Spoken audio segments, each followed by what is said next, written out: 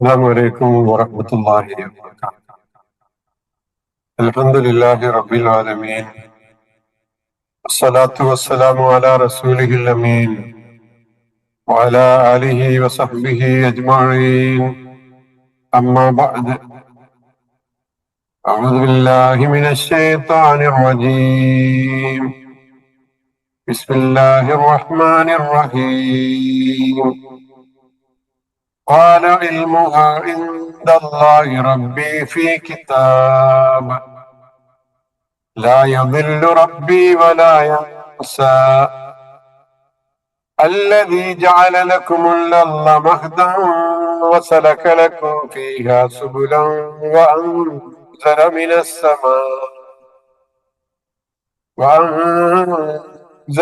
السماء ماء فأخرجنا به أزواجا من نبات شتى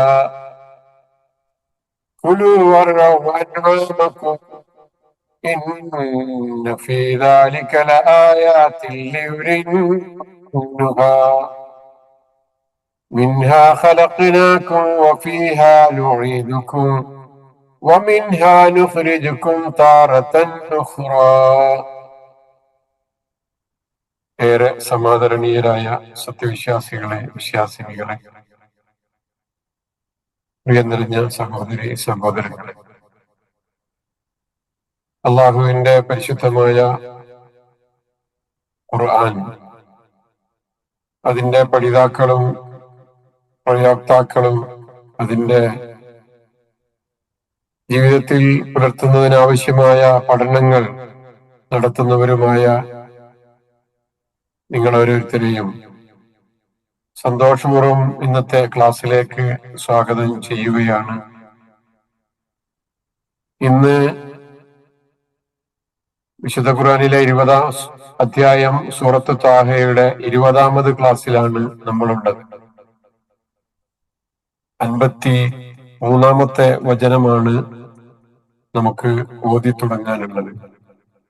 52-ാമത്തെ ആയത്ത് നമ്മൾ കഴിഞ്ഞ ദിവസം പഠിച്ചു. മൂസാ നബി അലൈഹിസ്സലാമയോട് എന്താണ് പഴയകാല സമുദായങ്ങളുടെ അവസ്ഥ എന്ന് ഫറോവ ചോദിക്കുന്നു.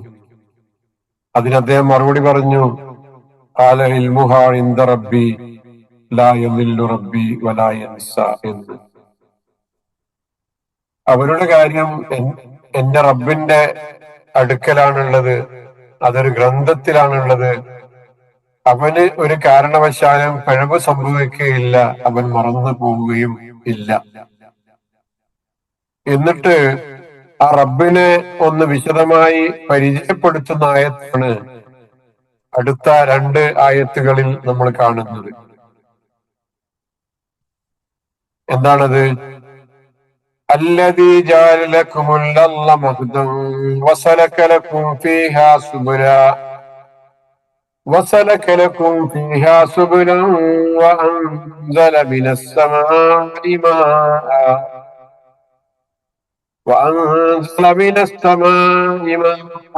فأخرجنا به أزواجا من نبات شتى. നിങ്ങൾക്ക് വേണ്ടി ഭൂമിയെ തൊട്ടിലാക്കുകയും നിങ്ങൾക്കതിൽ വടികൾ ഏർപ്പെടുത്തി തരികയും ആകാശത്ത് നിന്ന് വെള്ളം ഇറക്കി തരികയും ചെയ്തവനത്രേ ആ പടച്ചവൻ.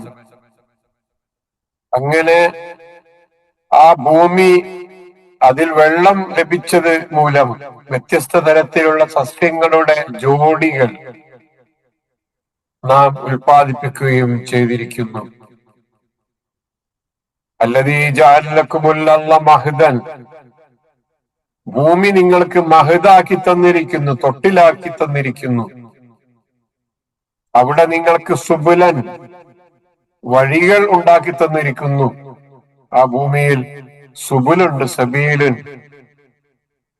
അതേപോലെ ആകാശത്ത് നിന്ന് മഴ വർഷിപ്പിക്കുകയും ചെയ്തിരിക്കുന്നു. അങ്ങനെ നാം അവിടെ വ്യത്യസ്ത തരത്തിലുള്ള ജോഡികളായ ചെടികളെ ഉൽപ്പാദിപ്പിക്കുകയും ചെയ്തിരിക്കുന്നു.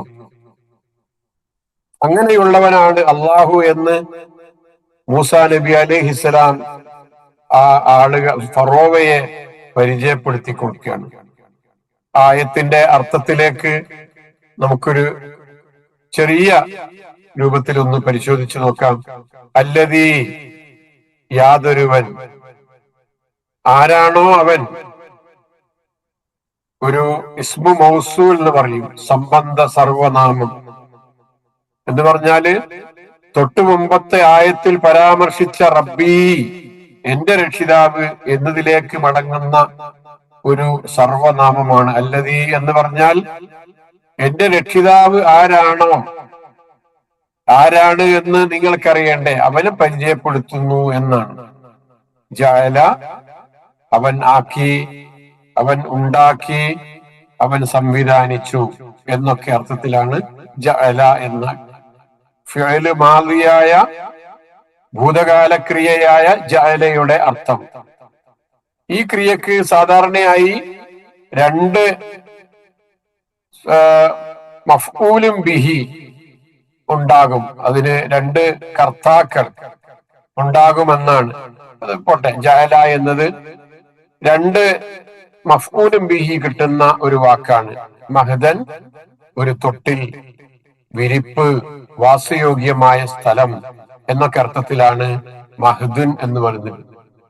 ഭൂമിയെ മനുഷ്യർക്ക് സുഖമായി ജീവിക്കാൻ പാകത്തിൽ ഒരുക്കിയിരിക്കുന്നു, ഒരു തൊട്ടിലാണ് എന്ന ഉപമയിലൂടെ അതിമനോഹരമായി അള്ളാഹു ഇവിടെ അവതരിപ്പിക്കുകയാണ്. വേറെ ആയത്തുകൾ നമുക്കറിയാം. സൂറത്ത് നബഇൽ അലം നജ്അലിൽ അർള മിഹാദാ, ഭൂമിയെ നമ്മളൊരു മിഹാദാക്കിയില്ലേ എന്ന്. അവിടെ മിഹാദുൻ എന്ന പദാണ് ഉപയോഗിച്ചത്, ഇവിടെ മഹദുൻ എന്നാണ് ഉപയോഗിച്ചിരിക്കുന്നത്. മതാഉൻ ഖലീലുൻ സുമ്മ മഅവാഹും ജഹന്നം വബിസൽ മിഹാദ്. സൂറത്ത് ആൽ ഇംറാനിൽ നരകത്തെ സംബന്ധിച്ച് പറയുമ്പോ ആ നരകത്തെ വബിസൽ മിഹാദ് എന്നാണ് അവിടെ പരിചയപ്പെടുത്തിയത്. എത്ര മോശമായ ഒരു മിഹാദാണ് നരകക്കാർക്ക് ലഭിക്കുന്നത്, നരകത്തിലെ ശിക്ഷ എന്ന് നിങ്ങൾക്കറിയോ എന്ന്. ആ ഒരു സങ്കേതം, വാസയോഗ്യമായ സ്ഥലം എന്നൊക്കെ അർത്ഥത്തിൽ ഉപയോഗിക്കുന്ന മിഹാദ് അവിടെയും ഉപയോഗിച്ചിട്ടുണ്ട്. അപ്പൊ ഇവിടെ ഭൂമി മനുഷ്യർക്ക് മഹദാണ് അല്ലെങ്കിൽ മിഹാദാണ്, ഏറെ വാസയോഗ്യമായ തൊട്ടില് പോലെയുള്ള സുഖമായി കഴിയാൻ സാധിക്കുന്ന ഒരിടമാണ്. അതേപോലെ നാളെ പരലോകത്ത് നരകത്തെ സംബന്ധിച്ച് വിശേഷിപ്പിച്ചിടത്താണ് അവിശ്വാസികൾക്കുള്ള, നിഷേധികൾക്കുള്ള ഒരു മിഹാദാണ് നരകം എന്ന് അള്ളാഹു പരിചയപ്പെടുത്തുന്നത്. മിഹാദ് എന്നും മഹദ് എന്നും 7 തവണ വീതം ഖുർആനിൽ വന്നിട്ടുണ്ട്. ഭൂമിയെ തൊട്ടിലാക്കി തന്നു എന്ന് പറയുന്ന മഹദുൻ എന്ന ഈ വാക്ക് അല്ലെങ്കിൽ മിഹാദ് എന്ന വാക്ക് 7 തവണയാണ് ഖുർആൻ പരിചയപ്പെടുത്തി തന്നത്. പിന്നെ ഒന്ന് വന്നത് നരകത്തെ സംബന്ധിച്ചാണ് എന്ന് സൂചിപ്പിച്ചു. ഭൂമിയെ നിങ്ങൾക്ക് തൊട്ടിലാക്കി തന്നിരിക്കുന്നു, പിന്നീട് നരകവും അവിശ്വാസികളെ നിങ്ങളുടെ ഒരു സുഖവാസ കേന്ദ്രമാക്കി തന്നിരിക്കുന്നു എന്ന് സൂചിപ്പിക്കണം. അല്ലാഹു നമ്മെ അത്തരത്തിലുള്ള ആളുകളിൽ നിന്ന് കാത്തുരക്ഷിക്കുമാറാകട്ടെ എന്ന് ദുആ ചെയ്യാൻ. ശരി, ബാക്കിയുള്ള ആയത്തിലുള്ള ബാക്കിയുള്ള പദങ്ങളുടെ അർത്ഥം എന്താണ്? സലക്ക, അവൻ പ്രവേശിപ്പിച്ചു, അവൻ എളുപ്പമാക്കി, അവൻ വെട്ടിത്തുറന്നു, വഴികൾ വെട്ടിത്തുറന്നു എന്ന്. ഇതും ഒരു ഭൂതകാല ക്രിയ. ഉദ്ദേശിക്കുന്നത് സഞ്ചാര മാർഗങ്ങൾ ഉണ്ടാക്കി തന്നു എന്നർത്ഥം. ഇവിടെ പർവ്വതങ്ങളിലുണ്ട്, താഴ്വരകളിലുണ്ട്, ആർക്കൊക്കെ, മനുഷ്യർക്കും മൃഗങ്ങൾക്കും ഒക്കെ സഞ്ചരിക്കാൻ പാകത്തിലുള്ള വഴികൾ ഒക്കെ സംവിധാനിച്ചു തന്നിരിക്കുന്നു എന്ന് മൊത്തത്തിൽ അതിനെ നമുക്ക് വിശദീകരിക്കാം. പക്ഷെ വളരെ വിശദമായ പഠനങ്ങൾ നടക്കേണ്ട ഒരു ആയത്താണ് ഇത് എന്ന് നിങ്ങൾ നോക്കണം ഇൻഷാ അല്ലാഹ്.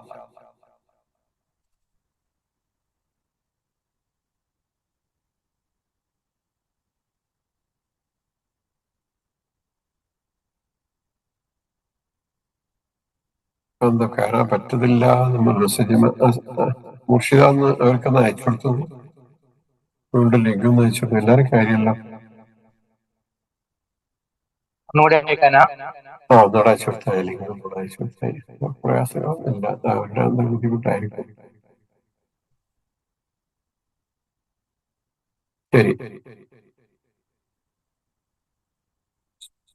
സുബുലൻ വഴികൾ. സബീലുൻ എന്ന നാമപദത്തിന്റെ ബഹുവചനമാണ് സുബുലുൻ എന്നുള്ളത്. സലക്ക എന്ന ക്രിയയുടെ മഫ്ഊലും ബിഹിയാണ് ഈ ഇതിലുള്ള സുബുലൻ എന്ന വാക്ക്. ഇവിടെ നമ്മള് ബാക്കിയുള്ള വാക്കുകളിലൂടെ ഒന്ന് പരിശോധിച്ച് നോക്കിയപ്പോ അൻസല അവൻ ഇറക്കുകയും ചെയ്തു, മിനസ്സമായി ആകാശത്ത് നിന്ന് മാ അൻ വെള്ളം. ഇത് നേരത്തെ വന്നുപോയ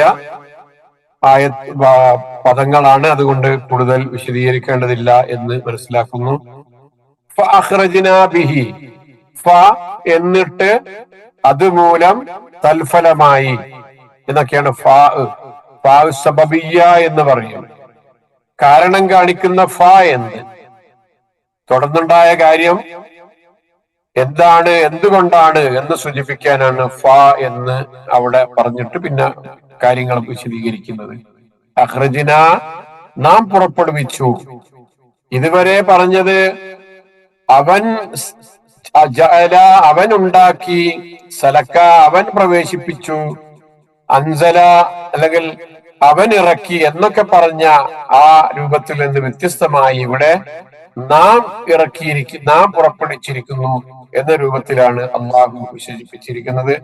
അറബി സാഹിത്യത്തിലെ ഏറെ ഭംഗിയുള്ള ഒരു ഭാഗമായിട്ടാണ് ഇതിനെ പണ്ഡിതന്മാർ കാണുന്നത്. അത് പിന്നീട് ഇൻഷാ അല്ലാഹ് വിശദീകരിക്കാം. ബിഹി, അതുകൊണ്ട്, ബി കൊണ്ട്, ഈ അത്, അത് രണ്ടും കൂടെ ചേർന്ന് വന്നിട്ടാണ് അതുകൊണ്ട് എന്നർത്ഥം സൂചിപ്പിക്കുന്നത്. അതുകൊണ്ട് എന്നാണ് ഉദ്ദേശിക്കുന്നത്. അത് എന്നത് ഏതാണ്? ആ വെള്ളം. ബിഹി, ആ വെള്ളം കൊണ്ട് നാം പുറപ്പെടുവിച്ചിരിക്കുന്നു അല്ലെങ്കിൽ ഉൽപ്പാദിപ്പിച്ചിരിക്കുന്നു എന്നർത്ഥം. അസ്വാജൻ, ഇണകളെ. അസ്വാജൻ, ഇണകൾ. അസ്വാജൻ, ഇണകളെ, ജോഡികളെ, തരങ്ങളെ, വർഗങ്ങളെ. സൗജുൻ എന്നതിന്റെ ബഹുവചനമാണ് അസ്വാജ്. ജോഡികളായി, തരങ്ങളായി എന്നർത്ഥം അസ്വാജൻ. മിൻ നബാത്തിൻ, സസ്യങ്ങളിൽ നിന്ന്. മിൻ, നിന്ന്, നബാത്തിൻ, സസ്യം. ശത്ത, വിവിധങ്ങളായ, വ്യത്യസ്തങ്ങളായ, പലതരത്തിലുള്ള. എന്നതിന്റെ ബഹുവചന രൂപമാണ് ശത്ത, വ്യത്യസ്തമായ എന്ന പദം. വ്യത്യസ്തമായ ചെടികളെ അവൻ ഉൽപ്പാദിപ്പിച്ചിരിക്കുന്നു എന്ന്. ശരി, അപ്പൊ അത് വലിയൊരു ആയത്താണ്. കൂടുതലൊന്നും നമുക്ക് പഠിക്കേണ്ടതായിട്ടുള്ള പദങ്ങൾ ഇതിലില്ല. എന്നാലും അതിലുള്ള ചില കാര്യങ്ങൾ നമ്മൾ ഒന്ന് പരിശോധിക്കേണ്ടതായിട്ടുണ്ട്. പ്രത്യേകിച്ച് മഹദ്, മിഹാദ് എന്നൊക്കെ പറഞ്ഞല്ലോ. ഇതേപോലെ ഖുർആൻ ഭൂമിയെ മറ്റൊരു പദം കൂടെ പരിചയപ്പെടുത്തിയിട്ടുണ്ട്. അത് ഫിറാഷ് എന്നാണ്. ഫിറാഷ്, ഭൂമി ഫിറാഷ് ആണ് എന്ന് പറഞ്ഞിട്ടുണ്ട്. അപ്പൊ മഹദും മിഹാദും ഫിറാഷുമാണ് ഭൂമി എന്ന് പറയാം. അതിനൊക്കെ അർത്ഥം എന്താണ്? ഫിറാഷ് എന്ന് പറഞ്ഞാൽ കിടക്ക, വിരി എന്നൊക്കെ എന്നാണ് അർത്ഥം. തൊട്ടില്, കിടക്ക, താങ്ങായി നിലകൊള്ളുന്നത്, സുഖപ്രദമായ സ്ഥലം എന്നിങ്ങനെയുള്ള അർത്ഥമാണ് മഹദുൻ എന്ന വാക്കിനുള്ളത്. ഒരു കുഞ്ഞിന് തൊട്ടിൽ എങ്ങനെ സുരക്ഷിതത്വവും ആശ്വാസവും വളരാനുള്ള സാഹചര്യവും നൽകുന്നുവോ, അതുപോലെ ഭൂമി മനുഷ്യർക്ക് ജീവിക്കാനും വളരാനും അഭിവൃദ്ധി പ്രാപിക്കുവാനുമുള്ള എല്ലാ സൗകര്യങ്ങളോടും കൂടിയ ഒരു വാസസ്ഥലമായി അള്ളാഹു സംവിധാനിച്ചിരിക്കുന്നു എന്ന് ഈ ഉപമ നമുക്ക് വ്യക്തമാക്കി തരുന്നു. ഒരു തൊട്ടിലിറങ്ങുന്ന ഒരു കുഞ്ഞിന് ആ തൊട്ടിൽ എന്തുമാത്രം സുരക്ഷിതത്വമാണ് നൽകുന്നത്, എന്ത് വലിയ ആശ്വാസമാണ് നൽകുന്നത്. ആ കുഞ്ഞിന് വളരാനുള്ള എന്തൊക്കെ സാഹചര്യങ്ങളാണ് ആ തൊട്ടിലിൽ ഒരുക്കപ്പെടുന്നത്. അതേപോലെ മനുഷ്യ, നിങ്ങൾക്ക് ഈ ഭൂമിയിൽ ജീവിക്കാനും വളരാനും അഭിവൃദ്ധി പ്രാപിക്കാനുള്ള എല്ലാ സൗകര്യങ്ങളോടും സൗകര്യങ്ങളും ഈ ഭൂമിയിലുണ്ട്. തൊട്ടിലിൽ കിടക്കുന്ന കുഞ്ഞിനെ അതിന്റെ ഉമ്മ മൃദുവായിട്ടാണ് ആട്ടുന്നത്, മെല്ലെ ആട്ടുകയുള്ളൂ.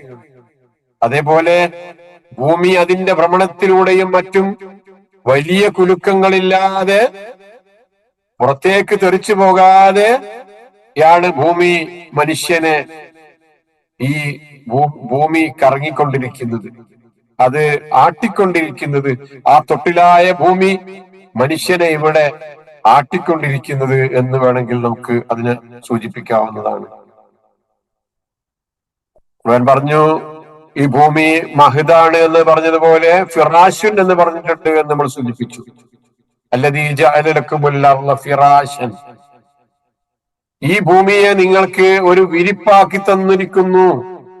വഅൻസല മിനസ്സമ വസ്സമാഇ ബിനാഅൻ വഅൻസല മിനസ്സമാഇ മാഅൻ ഫഅഖ്റജ ബിഹി മിനസ്സമറാത്തി റിസ്കൻ ലക്കും വലാ തജ്അലു ലില്ലാഹി അൻദാദൻ വഅൻതും തഅലമൂൻ എന്ന് പറഞ്ഞ ആയത്തിൽ ഭൂമിയെ നിങ്ങൾക്കൊരു വിരിപ്പാക്കി തന്നിരിക്കുന്നു, ആകാശത്തെ മേൽപ്പുരയാക്കിയിരിക്കുന്നു, ആകാശത്ത് നിന്ന് വെള്ളം വർഷിച്ച് അത് മുഖേന നിങ്ങൾക്ക് ആഹാരമായി കായ്ക്കനികൾ ഉൽപ്പാദിപ്പിക്കുകയും ചെയ്തിരിക്കുന്നു എന്ന് പറഞ്ഞെടുത്ത് ഭൂമിയെ ഒരു വിരിപ്പായിട്ടാണ് പരിചയപ്പെടുത്തിയത്. എന്താണ് ഫിറാഷ്? ഭൂമിയുടെ സൗകര്യപ്രദമായ സ്വഭാവമാണത്.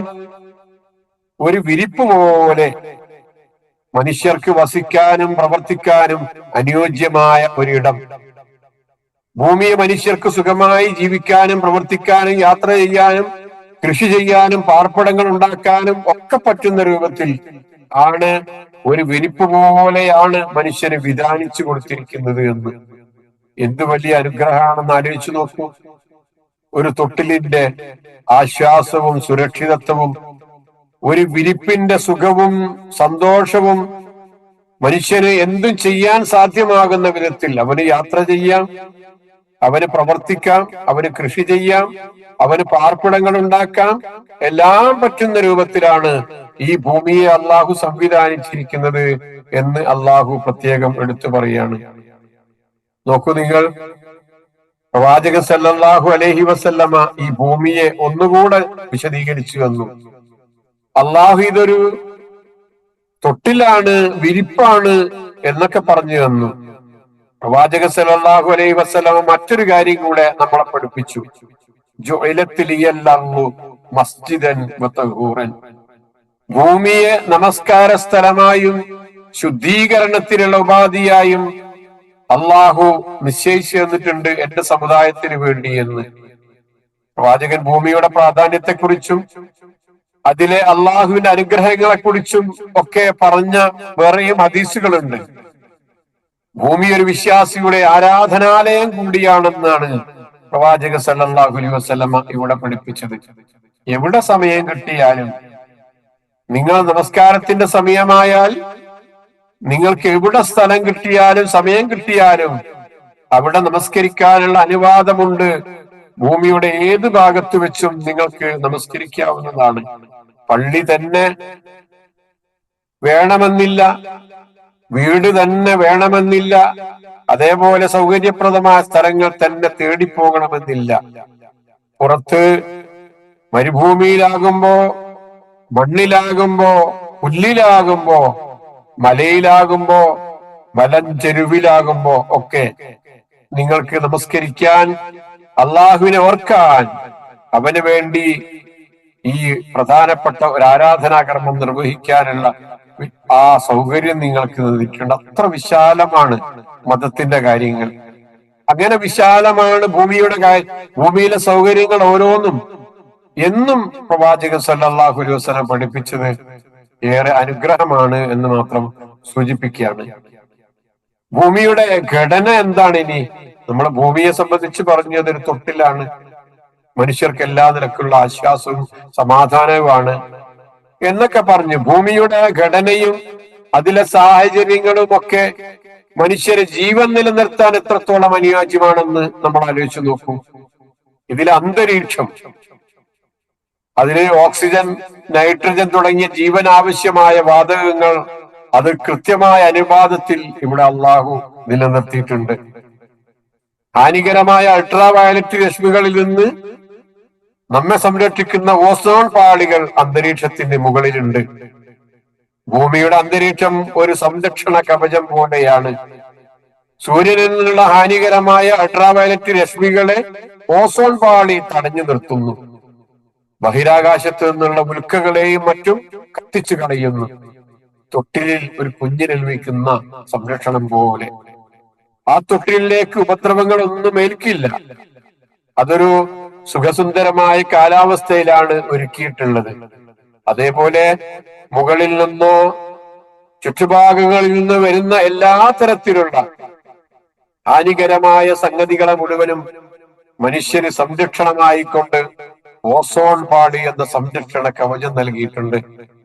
ഒരു സന്തുലിതമായ അവസ്ഥയിൽ മനുഷ്യന് ഓക്സിജനും നൈട്രജനും തുടങ്ങി അവന്റെ ജീവന് ആവശ്യമായ കാര്യങ്ങളൊക്കെ അള്ളാഹു ഇവിടെ സംവിധാനിച്ച് നൽകിയിട്ടുണ്ട്. ഇനി താഴോട്ട് വന്നാൽ മനുഷ്യന് വെള്ളം വേണം. ജീവൻ നിലനിൽക്കാൻ ജലം ആവശ്യമാണ്. അതിന് ഏറ്റവും അത്യാവശ്യമായ ഒരു ഘടകമാണ് വെള്ളം. ഭൂമിയിലെ ദ്രാവക രൂപത്തിലുള്ള ജലം ധാരാളമായി ഭൂമിയിൽ കാണപ്പെടുന്നുണ്ട്. ജലത്തിന്റെ ഈ ലഭ്യതയാണ് ഭൂമിയെ ഒരു സവിശേഷ ഗ്രഹമാക്കി മാറ്റി നിർത്തുന്നത്, അല്ലേ? അപ്പോ നിങ്ങൾക്കൊരു മഹതാക്കി തന്നു എന്ന് പറഞ്ഞാൽ എല്ലാ നിലക്കുമുള്ള സവിശേഷതകളോടുകൂടി. ഇനി ഇവിടുത്തെ താപനില എന്താ? ഭൂമിയുടെ സൂര്യനിൽ നിന്നുള്ള അകലം ജീവന് അനുയോജ്യമായ താപനില നിലനിർത്താൻ സഹായിക്കുന്നു.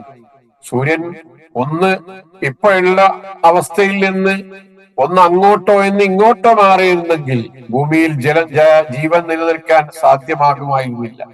അപ്പോ അതിതീവ്രമായ ചൂടോ തണുപ്പോ ഇല്ലാത്ത ഒരവസ്ഥ ഭൂമിയിൽ അള്ളാഹു നിലനിർത്തി.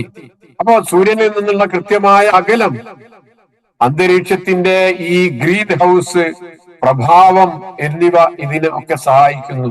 അപ്പൊ ഒരു തൊട്ടിൽ കുഞ്ഞിന് സുഖപ്രദമായ താപനില നൽകുന്നത് പോലെ അള്ളാഹു ഇവിടെയുള്ള താപനില അത്രയും സുഖകരമായ നിലയിൽ നിലനിർത്തി പോകുന്നു എന്ന് നമ്മൾ ആലോചിക്കുക. അങ്ങനെ ഓരോന്നും ഗുരുത്വാകർഷണത്തെ സംബന്ധിച്ച് ജീവജാലങ്ങൾക്ക് നിലനിൽക്കാനായി ആവശ്യമായ ഭൂമിയുടെ ഗുരുത്വാകർഷണത്തെ സംബന്ധിച്ചൊക്കെ നമ്മൾ പരിശോധിച്ചാലും ഇതേപോലെ എന്തുമാത്രം അനുഗ്രഹങ്ങളാണ് അള്ളാഹു ഈ ഭൂമിയിൽ സംവിധാനിച്ചിരിക്കുന്നത് എന്ന് നമുക്ക് നോക്കാം.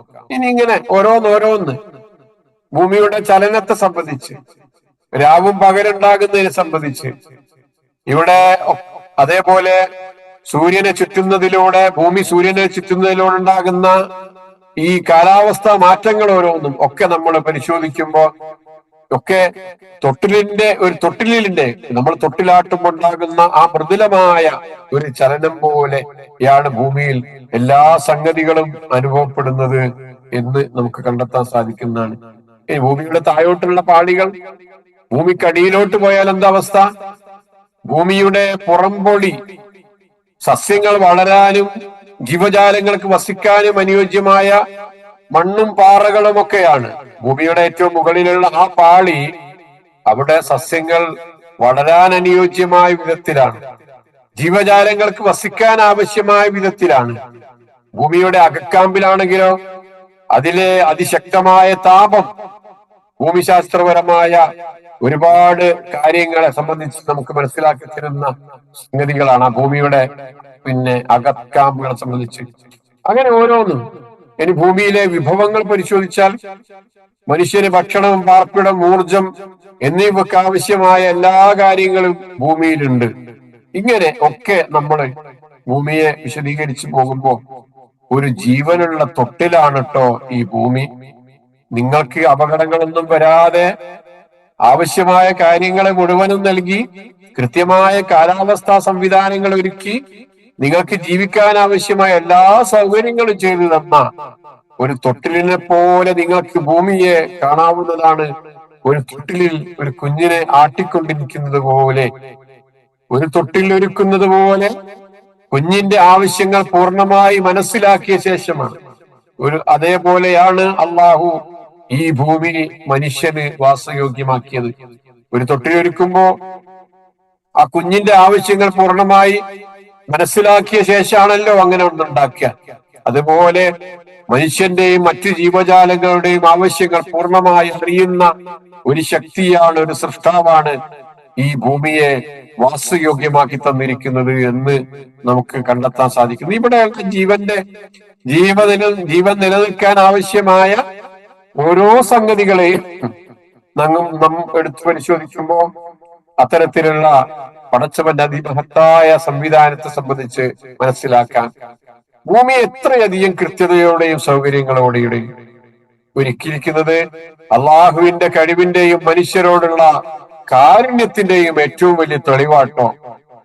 ഒരു തൊട്ടിൽ എത്ര ശ്രദ്ധയോടുകൂടിയാണ് ഒരുക്കുന്നത്, അതിനേക്കാൾ എത്രയോ മടങ്ങ് സൂക്ഷ്മതയോടുകൂടിയും സ്നേഹത്തോടുകൂടിയുമാണ് അള്ളാഹു ഭൂമിയെ സംവിധാനിച്ചിരിക്കുന്നത് എന്ന് നമ്മൾ കണ്ടെത്തി കഴിഞ്ഞു. എനിക്ക് കൂടുതൽ വിശദീകരണം ഇത് സംബന്ധമായിട്ട് ആവശ്യമില്ല എന്ന് തോന്നുകയാണ്. അതിന്റെ ആയത്തിന്റെ അടുത്ത ഭാഗത്തേക്ക് പോകണം. ഇത് കട്ടാകുമ്പോ ക്ലാസ് അവസാനിക്കട്ടോ. വസലക്കലക്കും ഫീഹാ സുബുലൻ, വസലക്കലക്കും ഫീഹാ സുബുലൻ, നിങ്ങൾക്കതിൽ ഒരുപാട് വഴികൾ അല്ലാഹു ഒരുക്കി തന്നിട്ടുണ്ട്. ഭൂമിയിൽ നിങ്ങൾക്ക് വഴികൾ എളുപ്പമാക്കി പാതകൾ ഒരുക്കി തന്നു.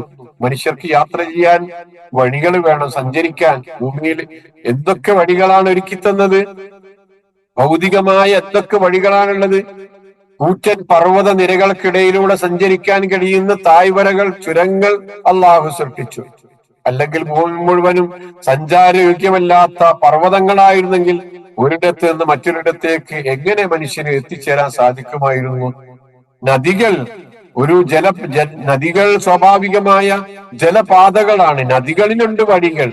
പുരാതന കാലം മുതൽ മനുഷ്യർ വ്യാപാരത്തിനും യാത്രക്കുമൊക്കെ നദികളെയും കടലുകളെയും ഒക്കെ ആശ്രയിച്ചിട്ടുണ്ടായിരുന്നു. അപ്പൊ നദികളിലുണ്ട് വഴി.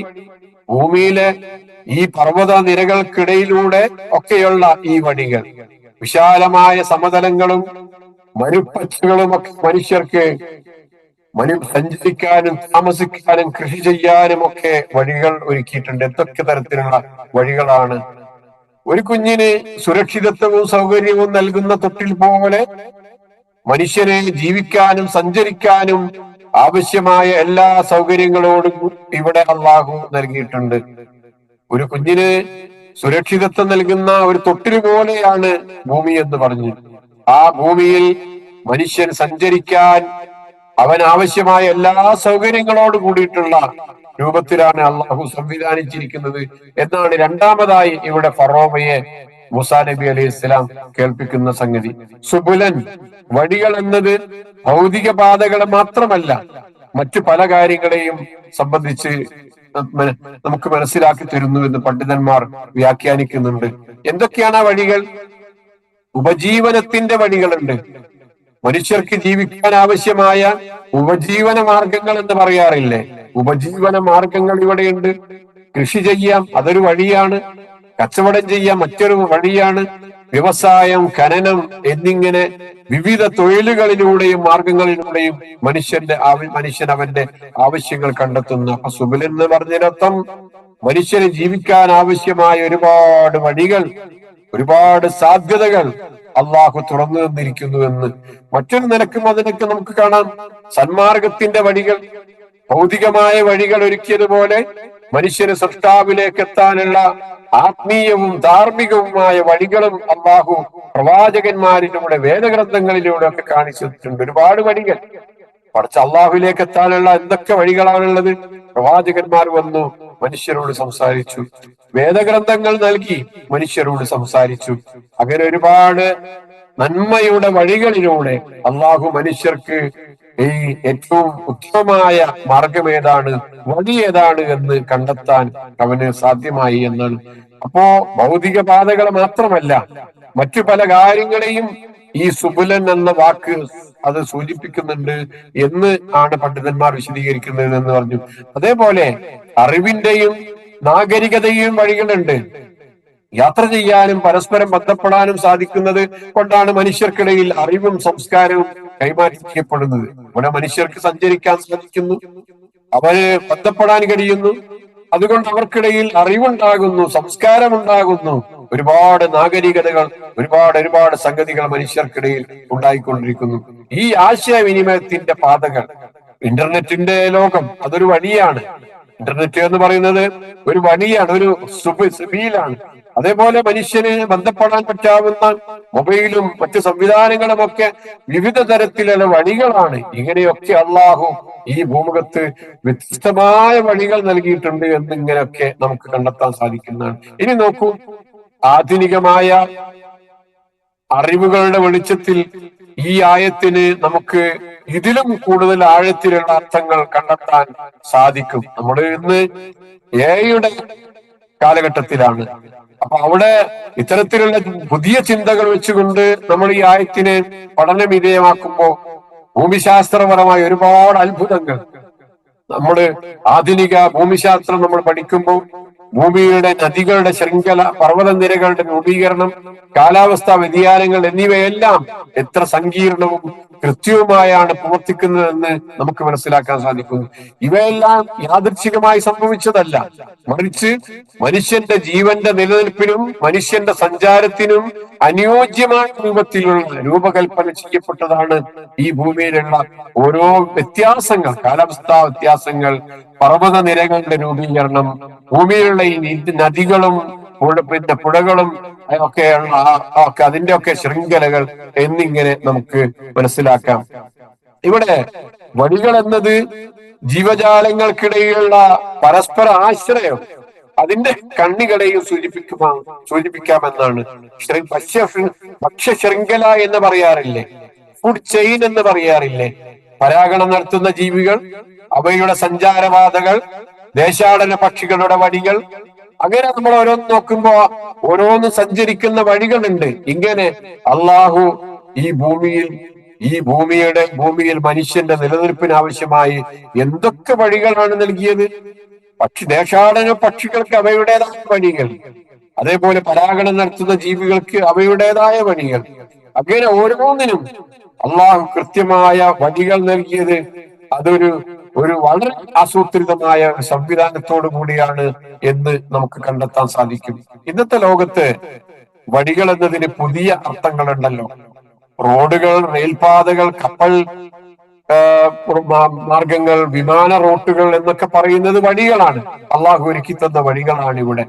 ഇതിനേക്കാളൊക്കെ ആധുനിക ലോകത്തെ ബന്ധിപ്പിക്കുന്ന ഭൗതിക പാതകളാണ്. ഇതിനേക്കാൾ വലിയ പാത എന്താണെന്നറിയോ? ഇതിനെല്ലാം പുറമെ നമ്മൾ സൂചിപ്പിച്ചതുപോലെ ഇന്റർനെറ്റും വാർത്താവിനിമയ ശൃംഖലകളും ഒരാഗോള ഗ്രാമമാക്കി മാറ്റിയ അദൃശ്യമായ പാതകളാണ് എന്ന് മനുഷ്യന് കണ്ടെത്താം. അപ്പൊ മനുഷ്യന് ചിന്തിക്കാനും കണ്ടെത്താനും ഒക്കെ കഴിവ് നൽകിയതിലൂടെ ഇത്തരം പുതിയ വഴികൾ, പുതിയ സുബുലുകൾ, പുതിയ പാതകൾ മനുഷ്യൻ വെട്ടിത്തുറക്കാനുള്ള അതിനുള്ള ചിന്തയിലാണ്. ഭൂമിക്ക് പർവ്വതങ്ങൾ തുരന്ന് അതിനടിയിലൂടെ പാതകൾ ഉണ്ടാക്കിക്കൊണ്ടിരിക്കുന്ന മനുഷ്യൻ, പർവ്വതങ്ങൾക്ക് മുകളിലൂടെ അതിവേഗതയിൽ സഞ്ചരിക്കാൻ ആവശ്യമായ സംവിധാനങ്ങൾ മനുഷ്യൻ ആലോചിച്ചു കൊണ്ടിരിക്കുന്നു. അതിനേക്കാളൊക്കെ വേഗതയിൽ മനുഷ്യന് സഞ്ചരിക്കാൻ സാധ്യമാകുന്ന വിധത്തിൽ ഇന്റർനെറ്റിന്റെയും വാർത്താവിനിമയ സംവിധാനത്തിന്റെയും ഒക്കെ വലിയ ശൃംഖലകൾ ലോകത്ത് വന്നുകൊണ്ടിരിക്കുന്നതായി നമ്മൾ കാണുന്നു. നമ്മൾ പോകുമ്പോ വസലക്കലക്കും ഫീഹ സുബുലൻ, ഒരുപാട് വഴികൾ അല്ലാഹു ഇവിടെ ഉണ്ടാക്കി തന്നിരിക്കുന്നു എന്ന് നമ്മൾ മനസ്സിലാക്കുമ്പോൾ ഒരു കാര്യം കൂടെ പറഞ്ഞിട്ട് അവസാനിപ്പിക്കാം. അതെന്താ അറിയോ? നമ്മുടെ